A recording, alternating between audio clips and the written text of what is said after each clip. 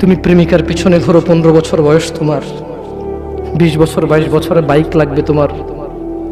তোমার বাবা বিয়ে করা সত্ত্বেও সে তার যৌবন কাটাতে পারেনি তার বউয়ের সাথে, মানে তোমার মায়ের সাথে, তোমার জামা কাপড়ের ব্যবস্থার জন্য। তুমি বুঝো যুবক, তোমার বাবার বয়স এখন 40, সে তোমার মার কাছে আসলে আর অনুভূতি নেই, তার শক্তি কমে গেছে। তুমি বুঝবা না যুবক, 15 বছর বয়সে তুমি যত উত্তেজিত, তোমার বাবা 30 বছর বয়সে এরকম ছিল, সে আসতে পারেনি। তুমি পড়বা বলে, তোমার স্কুলের ফি লাগবে বলে, that much he loves you.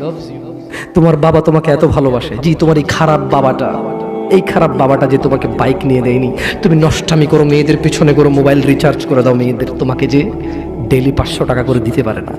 এই লোকটা যদি 60 বছর বয়স পায়, তার জীবনের 20টা বছর, সে এমন 20টা বছর, যে 20টা বছরে সে হাড় ভাঙা পরিশ্রম করতে পারত, করছে, তোমার মায়ের দেখা সে পায়।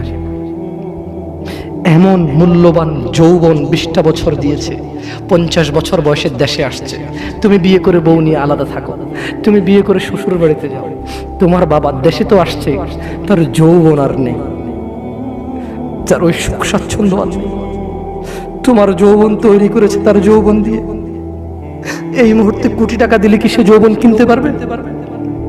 তোমাকে তোমার বাবা এত ভালোবাসে, আর আল্লাহ বলছে তোমার এই বাবা, যে বাবা ঘুষ খেয়ে তোমাকে মানুষ করার চেষ্টা করে বিদেশে পড়ালেখা করানোর, যে বাবা এই এলাকার চেয়ারম্যান হতেই হবে, না হলে নয়, এতগুলো মানুষের দায়িত্ব নিচ্ছে, অথচ সে নিজেও জানে দায়িত্ব পালনে সে ব্যর্থ হবে, শুধু তোমাকে R15 কিনে দেওয়ার জন্য, শুধু তোমাকে বিদেশে পড়ানোর জন্য। এত মূল্যবান, এত আদরের বাবা।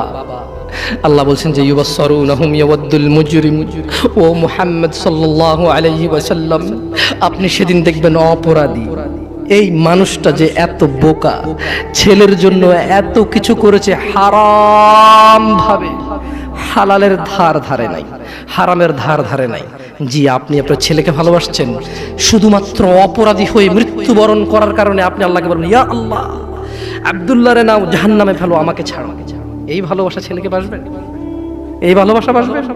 ইন্না লিল্লাহি ওয়া ইন্না ইলাইহি রাজিউন।